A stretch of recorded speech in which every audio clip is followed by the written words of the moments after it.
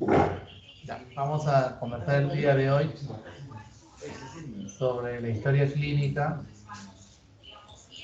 que tiene que ver sobre todo en el aparato respiratorio. Bueno, ustedes ya están en su sexta rotación, ya tienen experiencia en lo que es historia clínica y va a ser muy fácil para que ustedes puedan entenderlo. Cada capítulo o cada parte de la semiología de cada órgano, cada especialidad tiene sus propias particularidades que debemos tener presentes, ¿no? Al final vamos a ver la importancia que es de conocer los síntomas y signos de la rotación en lo que concierne al respiratorio. Y sobre eso se va a manejar las diferentes posibilidades sindrómicas y diagnósticas. Antes de empezar la historia clínica, vamos a mencionarles que el primer acto médico pues, que nos va a llevar al diagnóstico y muy cercano a ello va a ser cuando nosotros entrevistamos al paciente por medio del interrogatorio. Bueno, este interrogatorio se va a dar pues, entre el médico, en este caso ustedes que van a hacer la historia, y el paciente. Para que vean la importancia de este interrogatorio, existen pues en la literatura ya frases que han quedado grabadas ahí dentro de la historia de la medicina, en la cual una de ellas dice que una buena anamnesis va a representar algo más de la mitad del diagnóstico, según Cornell, ¿no? Sturge, por ejemplo, dice, para el diagnóstico, una hora de cuidado interrogatorio vale más que 10 horas de exploración. Esto de exploración, pues en este momento ustedes lamentablemente no lo están llevando a cabo por la pandemia que estamos teniendo, no solamente acá en Lima ni en el Perú, sino a nivel mundial.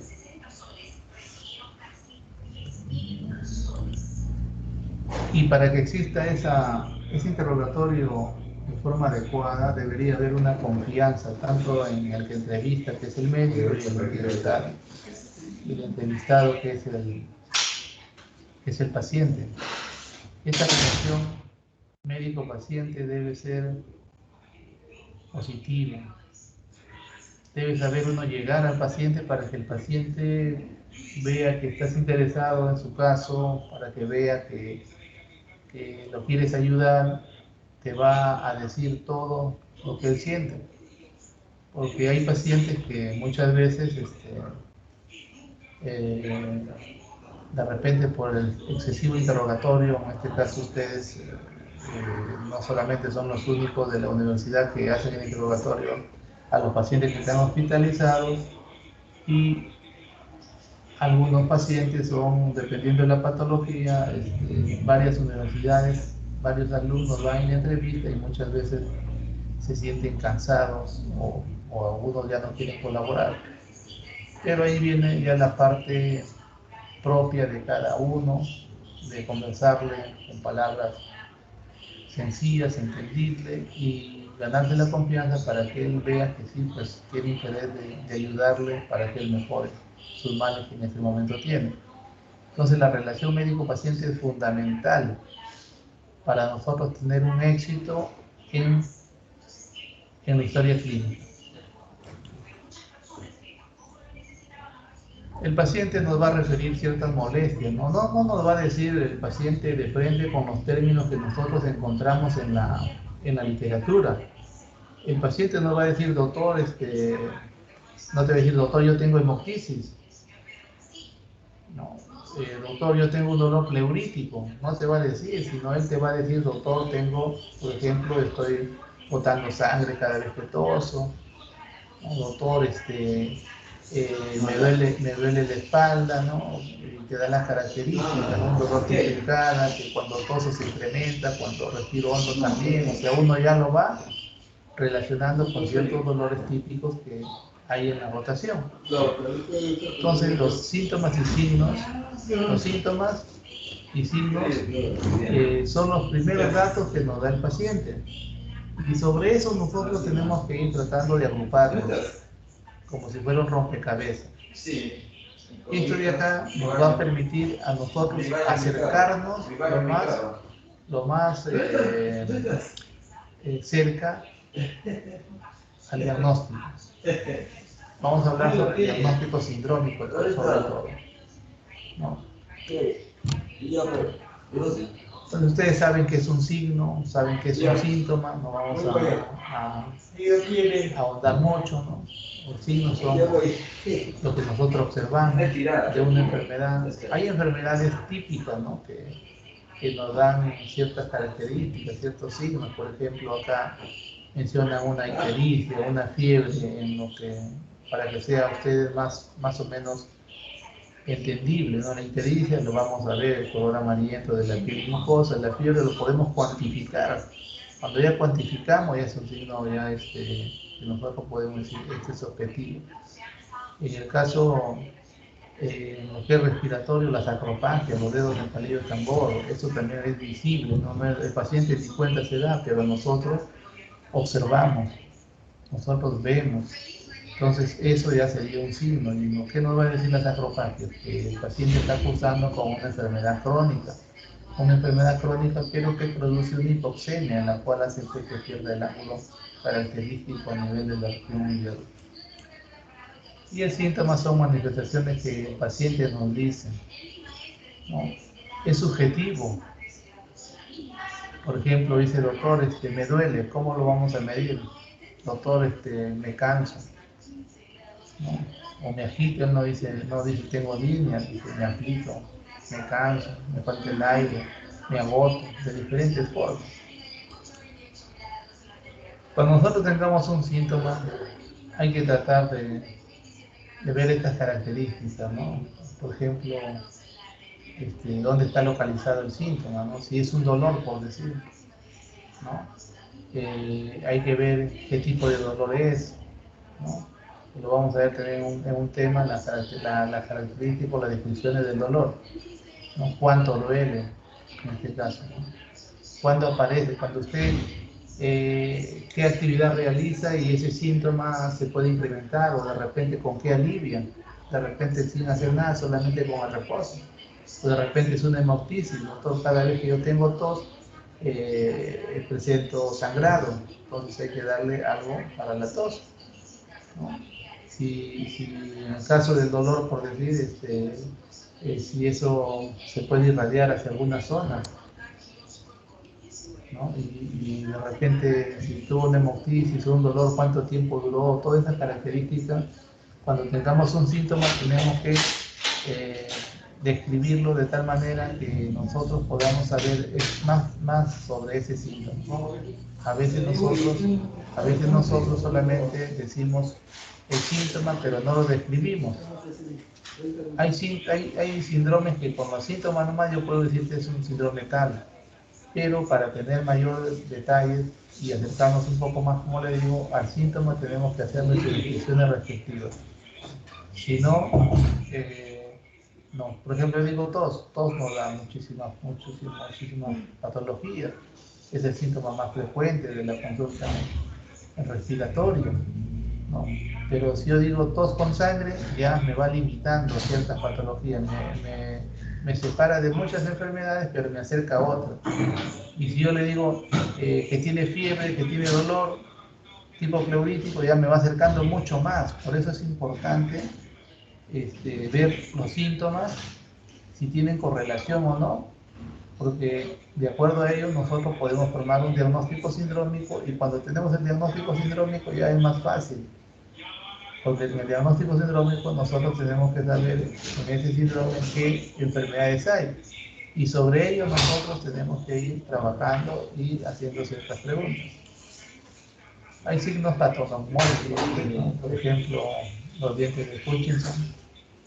Esto es lo que nos va a decir, pues, que hay una sífilis hereditaria. Ahora ya se está viendo poco, Antes era muchísimo más frecuente, ¿no? O lo que llamaban el pulso del altómetro, ya es de cardiología o de córrido, patognomónico de una insuficiencia, o son cosas, signos que nos pueden ayudar a nosotros a acercarnos muchísimo al diagnóstico, pero siempre y cuando nosotros tengamos conocimiento de ese signo, porque hay signos que están tan evidentes, pero nosotros no tenemos conocimiento y lo dejamos pasar.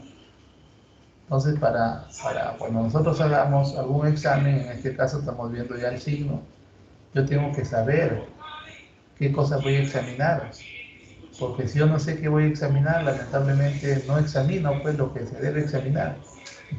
Uno examina solamente lo que sabe, ¿no? Entonces examina lo que sabe. Como examina lo que sabe, bueno, de repente puede saber mucho, examina bastante, pero puede saber poco y examina lógicamente mucho. Si tiene poco conocimiento, examinará solamente lo que sabe y ahí, como le digo, dejamos pasar muchas posibilidades. Un síndrome ya va a ser juntar esas piezas de rompecabezas que le decía, los síntomas y signos, y eso pues nos va a acercar muchísimo más a lo que nosotros queremos, con la finalidad de ayudar pues a nuestro paciente, que es el motivo de ser. ¿Cómo buscarlo, los síntomas o signos?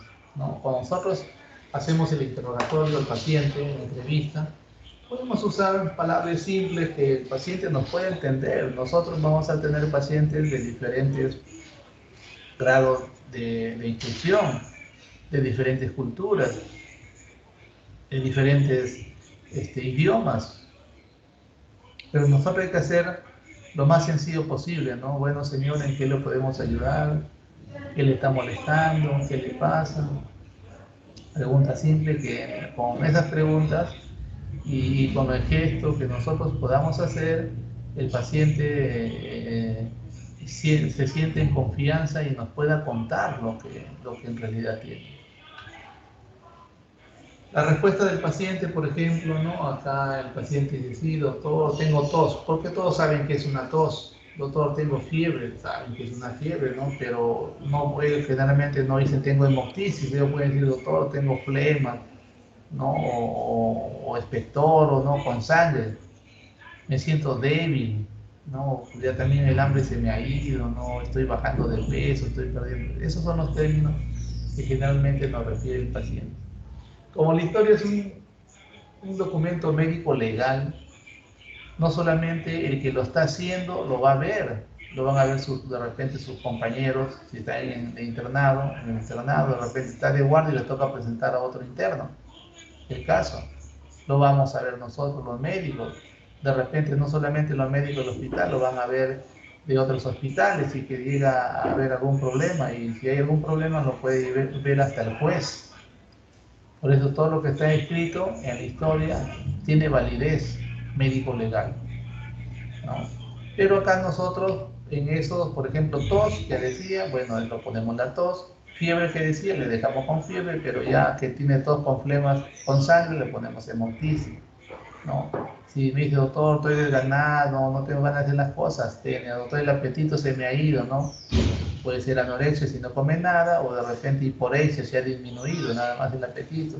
Doctor, estoy bajando de peso, he bajado tantos kilos de peso, entonces pérdida de peso. O sea, tenemos que ponerlo ya en la historia con términos ya médicos que cuando alguien lo vea sepa qué cosa significa, ¿no? Pero hay otros pacientes que no te van a decir, doctor, tengo tos. Hay algunos que ya saben ya hasta su diagnóstico, inclusive, doctor, no te van a decir, doctor, tengo tos con sangre, doctor, ya tengo hemoptisis, doctor, esta hemoptisis pues a mí me viene cada cierto tiempo y tengo hasta una hemoptisis moderada. O sea, uno se asombra, pues no dice cómo está sabiendo, ¿no? O tengo una úlcera, como dice acá en la diapositiva. Entonces, si tiene eso, entonces nosotros tenemos que hacerle preguntas, ¿no? ¿Y cómo sabe que usted tiene eso? ¿Qué molestias tenía? O sea, más o menos para llegar al sitio del origen. O sea, hay diferentes formas, ¿no? Doctor, soy hipertenso, ¿no? Pero ¿cómo sabe que es hipertenso? Bueno, se me subió la presión, mire, tengo una presión de tanto a tanto, en la mañana, en la tarde, tomo esto, me baja tanto, si no lo tomo me sube a tanto. Algunos pacientes son hasta hipocondríacos, saben, piensan saber más que uno. A ver, dicen, voy a medirlo al doctor, todavía dicen algunos. Cuando me cuentan, doctor, yo mido al otro doctor, y el doctor no sabe, casi algo simple, ¿no? Yo le he preguntado tal cosa y me ha sabido responder. O sea, tenemos pacientes y pacientes, ¿no? Hay que tener cuidado y hay que tener el tino, no hay que perder la cordura en ese momento, hay que ser amable, hay que ser ver que sí le tomamos importancia. Doctora, tengo bronquiectasia, pero ¿cómo sabe? Pues, ya, ¿y quién le dijo que tenía bronquiectasia? ¿Y qué molestias tenía? ¿Qué síntomas tenía en ese entonces? Entonces comienza a contar desde el principio. ¿Sí? Entonces eso es importante nosotros, cuando el paciente nos dice, hay que saber también llevarlo. Primero hay que dejarlo que hable, no interrumpirlo, porque a veces el paciente pues quiere ser escuchado. Al querer ser escuchado, después que le dejas hablar ya tú con tus ideas que vas anotando, puedes, hay algunos que cuando tú estás escribiendo no quiere que escribas porque, doctor, usted no me está prestando atención. Y vuelta, si tú le prestas atención, alguno dice, doctor, pero usted no está escribiendo nada, después se va a olvidar, o sea, hay pacientes y pacientes, hay que tenerle, no, yo sí me estoy acordando, y si te ve escribiendo, no, estoy anotando lo más importante que me está diciendo, porque esto de acá yo tengo que hacer una correlación y al final poder ayudarlo. Hay formas de decirle que el paciente va a seguir colaborando, ¿no? Con respecto a los síntomas, hay signos dominantes, secundarios, ¿no? Y concurrentes que pueden estar ahí, pero a veces no corresponden. Por ejemplo, un síntoma dominante de una neumonía, doctor, tengo tos con expectoración, ¿no? Tengo fiebre, ¿no? Los signos característicos, ¿no? Como un derrame pleural, doctor, tengo la triada, por ejemplo, tos, tengo dolor torácico y tengo disnea, pero secundario puede ser la fiebre, porque no en todo se presenta, la fiebre va a depender del agente etiológico. Sí, común también, doctor, me está pues, doliendo la rodilla, o sea, cosas ya que no tienen nada que ver con la enfermedad que me está diciendo. Y los signos pues también se van a clasificar en cardinal, comunes, patrón, hay unos patognomónicos que nos va a orientar muchísimo al diagnóstico, ¿no? Con respecto al relato cronológico, vamos a demorar un poquito, ustedes ya más o menos tienen ya ya conocimiento de esto, ¿no? Por ejemplo, cuando dicen de relato cronológico, nosotros tenemos que empezar desde el tiempo de enfermedad que tiene el paciente. No podemos decir, el paciente refiere que miramos el tiempo de enfermedad, puede ser un mes, puede ser 2 meses, 3 semanas, qué sé yo, presenta y comenzamos a describir los síntomas. ¿Quién apareció primero? ¿No? Y si es un síntoma, tenemos que tratar de describir ese síntoma. ¿Y cómo fue la evolución en el tiempo? Solamente primero apareció un síntoma, aparecieron dos, y después quién apareció, a los cuántos días, y cómo fue la intensidad del primer síntoma. De repente aparece el primer síntoma y con el tiempo se va disminuyendo, y aparece otro que va tomando la batuta. O de repente ese síntoma que apareció primero va a ser progresivo, que al final le puede llevar al paciente a la emergencia. Ya, eso hay que ir tratando de hacerlo en forma cronológica, que es muy importante. Las funciones biológicas va a ser importante también, pero como en lo que nos concierne a nosotros, hay patologías como por ejemplo el apetito comienza a disminuir, un paciente que tiene alguna enfermedad infecciosa como la tuberculosis, ¿no? Bueno, la sed que se incrementa, esas cosas, la orina también cuando es más abundante, nos puede orientar hacia un problema metabólico, ¿no? Como una diabetes, la deposición, una diarrea. Nosotros tenemos acá pacientes con TBC intestinal también, ¿no? El sueño está alterado, de repente es un paciente que tiene una insuficiencia respiratoria que no puede estar tranquilo, echado en decúbito, tiene que estar casi semisentado, o de repente no tiene ningún problema, si no tiene insomnio, o sea, hay que ver muchas posibilidades. Cambios ponderales del peso es importantísimo, porque eso nos puede orientar cuando el paciente está ingiriendo sus alimentos a una patología neoformativa, ¿no? Como acá lo estamos viendo esto de acá, el ritmo evacuatorio, estreñimiento y diarrea, y todo generalmente lo ven los que son de gastroenterología. De repente el paciente está usando laxante por el estreñimiento y va se sobrepasa y puede tener diarrea, ¿no? Hay que ver el color de la, de la deposición, si son por negras como petróleo, posiblemente el paciente tenga una melena es sangre, ¿no? Sangre prácticamente digerida, que al final lo está eliminando. La diuresis, como decía, hay que también tener si hay hematuria, ¿no? Puede ser una TBC renal, presencia de espuma, un paciente de repente está perdiendo proteínas, está perdiendo glucosa, en los pacientes diabéticos, en los pacientes que tienen síndrome nefrótico, estos comienzan a tener ciertas características que nos va a llevar. Hay que ver si cuánto está orinando mucho, está orinando poco, o de repente no orina. Entonces hay que ver la función renal ahí. Estas cosas, ya dependiendo de cada rotación, nosotros le vamos dando importancia. Bueno, el sueño, como les decía, ¿no? Antecedente va a ser importante la vivienda, sí, la vivienda es importante, ¿por qué? Porque si hay una enfermedad infecciosa, algunos pues como ustedes han visto no necesitamos ir a otros sitios, a provincias, basta de estar en la universidad y mirar para la parte alta de los cerros cómo están viviendo, ahí no tienen ni siquiera medidas básicas como agua y desagüe en muchos casos, ¿no? Cría animales, generalmente estos en provincias, que crían los animales cuando crían, hay ganado, puede orientarnos hacia una enfermedad parasitaria como la echinococosis. La alimentación va a depender fundamental, si no tiene una buena alimentación va a estar desnutrido y la tuberculosis lo puede ocupar. La vestimenta de acuerdo. Los hábitos nocivos, el tabaco sobre todo acá lo tomamos mucha importancia porque el tabaco nos va a llevar a patologías como el EPOC o como el cáncer pulmonar. Situación económica social fundamental, ¿no? Si es que no hay dinero, lamentablemente no vamos a poder satisfacer ni siquiera la alimentación adecuada. Psicosociales, bueno, Perú ya se está catalogado como un país psicosocial, muchos problemas por la seguridad está pasando, entonces ya nadie quiere salir, ya nadie quiere tener nada, y pueden robar, ¿no?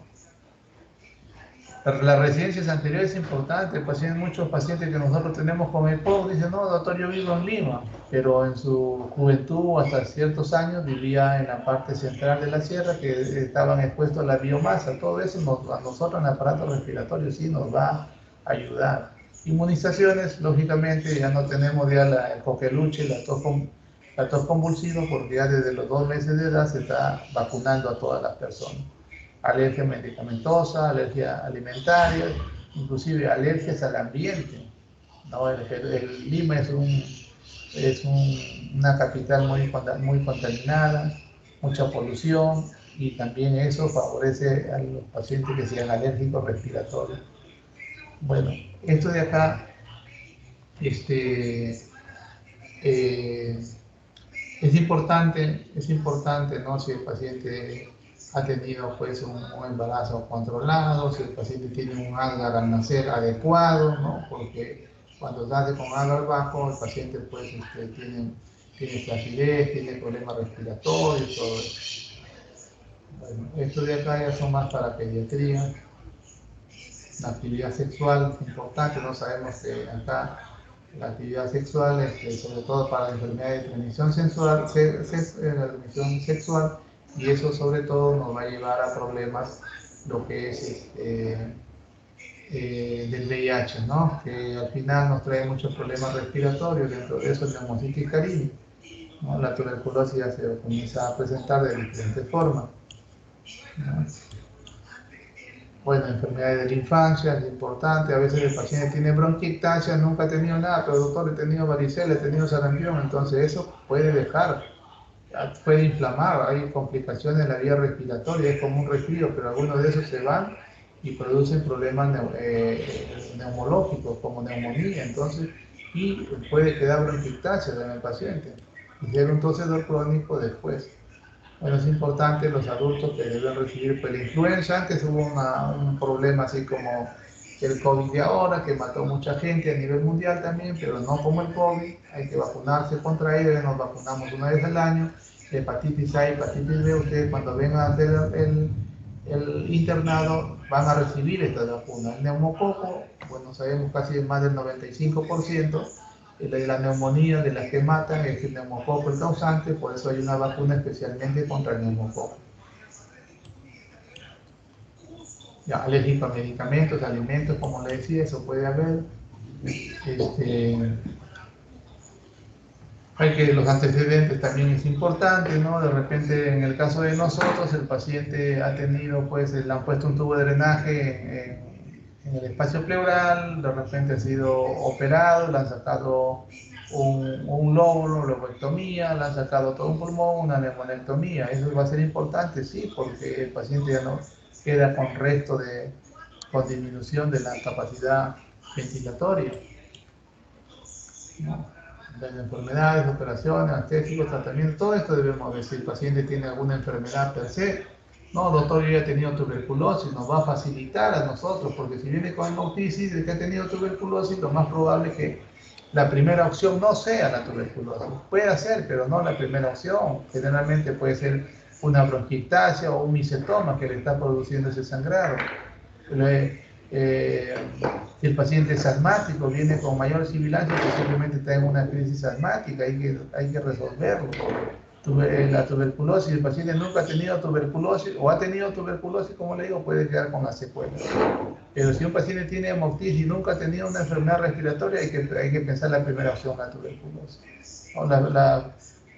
Los problemas reumatológicos al final nos pueden llevar a un problema de fibrosis pulmonar. O sea, hay que estar nosotros siempre viendo o correlacionando qué enfermedad puede llevar a que nosotros tengamos problemas respiratorios. Importante ver si en la familia pues hay alguien con alguna enfermedad, porque las enfermedades de los papás, nosotros pasados los 40 años comenzamos a recibir las herencias, pues, ¿no? Qué bueno serían las herencias económicas, pero recibimos las herencias de enfermedades. Si por ahí ha habido alguien que ha tenido cáncer, hay una posibilidad. No todos los integrantes de la familia pueden tener, pero alguien puede haber. Si no sale en nuestra generación, puede estar en la segunda. Por eso hay que preguntar siempre. En la segunda hasta la tercera generación si ha habido algún problema con alguna enfermedad.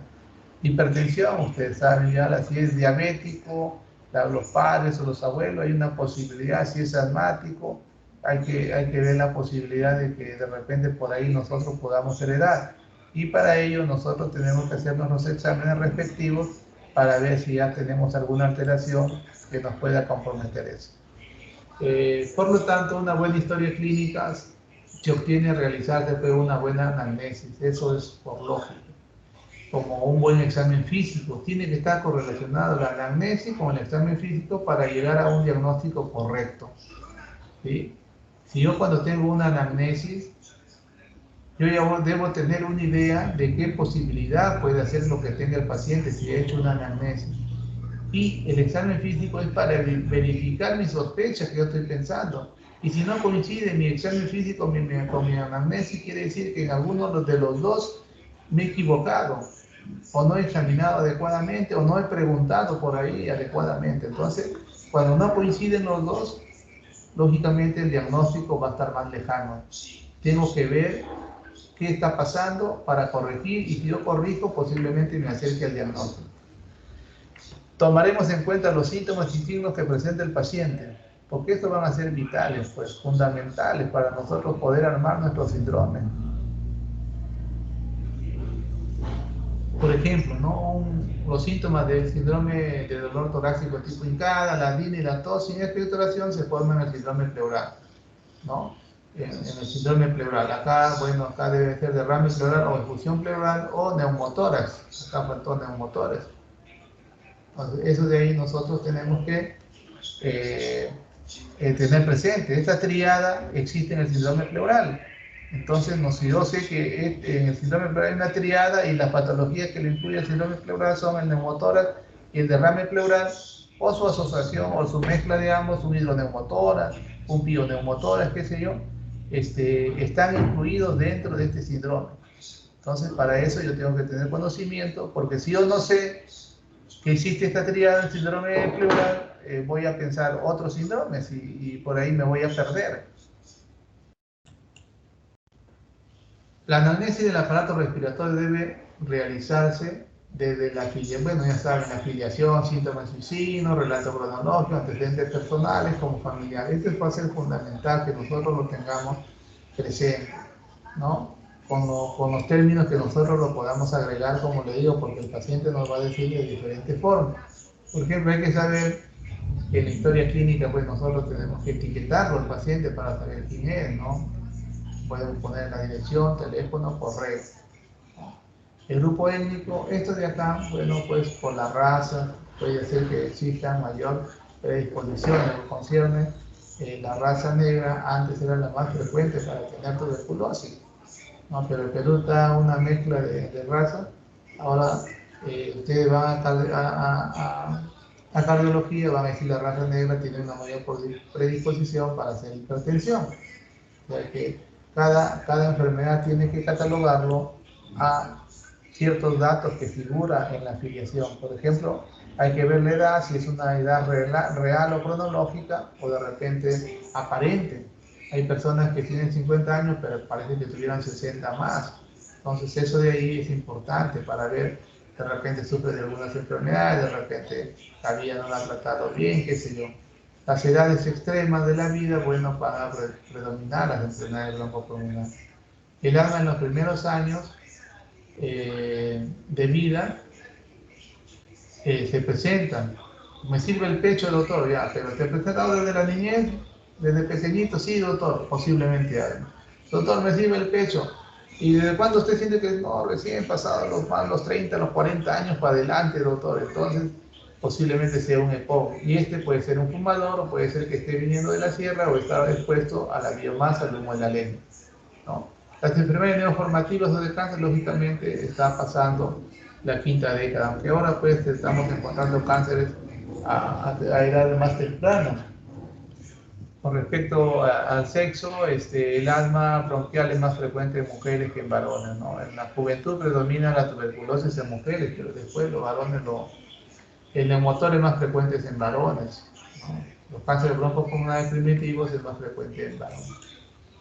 Bueno, la ocupación va a depender, pues, ¿no? Por todo oficio dicen que siempre vamos a tener alguna enfermedad a que lo que nos dediquemos. Por ejemplo, los mineros que están ahí absorbiendo el polvo, todo antes era más frecuente la neumoconiosis. Ahora hay medidas de protección que están disminuyendo, pero de todas maneras ellos tienen mayor predisposición de tener neumoconiosis que otros oficios que se puedan realizar. Nosotros como trabajadores de salud nos podemos contagiar con enfermedades infectocontagiosas, dentro de ellas la tuberculosis, sobre todo nosotros que tenemos a los pacientes con tuberculosis, ¿no? Pero parece mentira, pero los que se contagian más con tuberculosis, yo que estoy acá ya más de 20 y tantos años, en neumología no se contagian de otras especialidades. ¿Por qué? Porque en neumología nosotros sabemos que es la enfermedad, nosotros nos cuidamos, mientras que otras especialidades piensan no tener pacientes con tuberculosis y entran sin protección. Bueno, ahora todos entran con protección gracias a lo que ha venido el COVID, todos están poniendo la mascarilla o los respiradores, pero antes era una lucha permanente con los colegas para que se coloquen los respiradores. Los habitantes de la sierra que se dedican pues, al pastoreo es frecuente que presenten pues, hidatidosis pulmonar, ¿no? De la silicosis, por ejemplo, los habitantes de donde, si vienen de la selva, lo más probable es que tengan alguna enfermedad producida por hongos bilaterales. Los habitantes que vienen de la sierra central pueden presentar un EPOC o una hidatidosis pulmonar. Y los habitantes de acá de Lima pues tienen problemas respiratorios, broncopulmonares crónicos. Para terminar, le he puesto esto de acá porque esto va a ser la clave para nosotros para poder hacer armar nuestro rompecabezas. Por ejemplo, los síntomas y signos frecuentes que vamos a ver en lo que concierne a la rotación respiratoria, vamos a verlo esto lo más frecuente. La tos como un mecanismo de defensa, cuando está en la vía respiratoria baja, va a tratar de eliminar algo extraño que se encuentre dentro, ¿no? Por ejemplo, si uno aspira algún cuerpo extraño, lógicamente no va a parar la tos hasta que lo elimine. Si nosotros tenemos inflamado dentro del aparato respiratorio bajo y esa inflamación va a producir un aumento de la secreción bronquial, como ya no es normal, el organismo trata de eliminarlo. ¿Y cómo lo elimina? Por medio de la tos. Esto lo vamos a ver el día de mañana. ¿Ya? La disnea, el paciente nos va a decir de diferentes formas: doctor, me canso, me agito, me agoto, me falta el aire, ¿no? Entonces nosotros, esto va a ser una sensación de falta de aire. La hemoptisis es la eliminación de sangre por la boca precedida de tos y proveniente del aparato respiratorio bajo, ¿no? O sea, de las regiones subglóticas. El dolor torácico, hay diferentes dolores que me pueden dar como un cáncer, un dolor tipo tórpido, medio sordo, tipo opresivo, pero un dolor pleudítico es el dolor que tipo hincada, punta de costado, lo llaman los libros, que se incrementa con la tos, con la inspiración profunda, con el ejercicio, ¿no? La cianosis, la color azulada, todo esto lo vamos a ir viendo nosotros en las siguientes clases, ¿ya? La vómica, su nombre lo dice, vómica pareciera que es de vómito, pero no es vómito, sino es vómica, es la eliminación excesiva de secreción con sensación de asfixia, porque la vómica lo producen dos patologías: el acceso pulmonar y el quiste hiatídico. Ese contenido que está dentro se comunica con el árbol bronquial, se inunda el árbol bronquial, el paciente no puede respirar, tiene una sensación de sofocación y el paciente bota gran cantidad, generalmente puede salir hasta por la nariz, ¿no? Entonces esto se llama la vómica. La vómica, cuando es abundante, viene de esa manera, pero uno puede tener una vómica y ir botando poco a poco. La vómica también lo vamos a ver el día de mañana, creo que nos toca hablar de esto. Y la broncorrea también nos va a producir patologías, pues, como la bronquiectasia, que nos va a producir cualquier lesión que haya dejado una enfermedad infectocontagiosa, dentro de la característica la más típica es la tuberculosis. Nos deja lesiones fluidocavitarias, ahí se acumulan las secreciones y hablamos de broncorrea. Según la literatura dice que nosotros podemos tener secreción bronquial en 24 horas, hasta 80 o menos de 100. Y si fuera mayor de ello, ya podemos llamar broncorrea, pero nosotros acá en el hospital llamamos broncorrea cuando existe, pues, una secreción excesiva mayor de 200. ¿Por qué de 200? Lo comparamos porque tenemos que darle alguna unidad de medida para que el paciente lo pueda comparar y nosotros tener una idea. Y lo más frecuente de ello es de que en un vaso que más o menos equivale a 200 centímetros cúbicos, le preguntamos, durante todo el día, usted espectora o escupe más o menos un vaso, dos vasos y medio, tres o cuánto, o medio vaso, y de acuerdo a eso nosotros mencionamos si tiene broncorrea o no. El hipocratismo digital son los dedos que están deformados por esa hipoxemia crónica, ¿no? En la cual, pero no todos los que hacen hipoxemia crónica hacen hipocratismo digital. La explicación aún no se conoce con exactitud, pero aparte de las patologías cardíacas y reumatológicas, las que hacen hipocratismo digital desde el punto de vista respiratorio son 5 nada más. Le voy a mencionar para que ustedes tengan conocimiento. Uno de ellos tenemos la bronquiectasia como consecuencia de la tuberculosis. Otro tenemos la fibrosis pulmonar o los EPIC o neumoconiosis. Y tercero tenemos el acceso pulmonar crónico. Cuarto, las neoplasias malignas. Y 5, tenemos la sarcoidosis. No hay que decir, por ejemplo, el paciente tiene fibrosis, tengo que encontrar hipocratismo digital sí o sí. No, tenemos que ir al contrario, viendo el hipocratismo digital, las uñas del hilo reloj, lo que sea, ir en forma retrógrada, preguntar los antecedentes, a quién trabajó, tuvo alguna infección como tuberculosis, o tiene una neoplasia maligna, qué sé yo, y eso nos va a llevar a nosotros a que nos ayude al diagnóstico. Acá nosotros, pacientes secuelares, que tenemos casi el 70% de hospitalizados, vemos pues que el hipocratismo digital es bastante frecuente en nuestros pacientes, ¿no? Y ese como consecuencia de la bronquiectasia. Y las sibilancias del paciente lo refiere, doctor, me sirve el pecho, eso me va a indicar a mí un síndrome bronquial. ¿Y quién incluye el síndrome bronquial? El síndrome bronquial lo va a incluir pues, la bronquitis, el asma, el EPOC y la bronquiectasia. ¿No? Ya tenemos ya el síndrome pleural, que decíamos el neumotórax y el derrame pleural. Y el síndrome bronquial también tenemos a la bronquitis, asma, EPOC y bronquiectasia. Y así también hay un síndrome parenquimal, en la cual nos va a decir tales patologías incluye. Lo importante es tratar de llegar a estos tres grandes síndromes, y de ahí, si yo sé cada síndrome que comprende, me va a ser mucho más fácil. ¿Sí? Ya tenemos 45 minutos de la reunión, entonces la actividad de hoy día lo vamos a dar por concluido, al menos que alguien quiera hacer alguna pregunta, alguna acotación.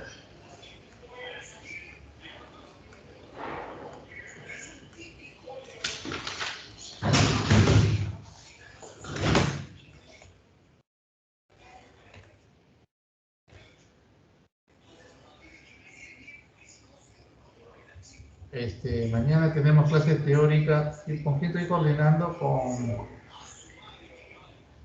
Conmigo, doctor. ¿Cómo te llamas? Poli Córdoba. Poli, ya, con Poli Córdoba, ya. Mañana tengo clases todavía con ustedes, ¿no? Sí, también tiene una Mañana teoría.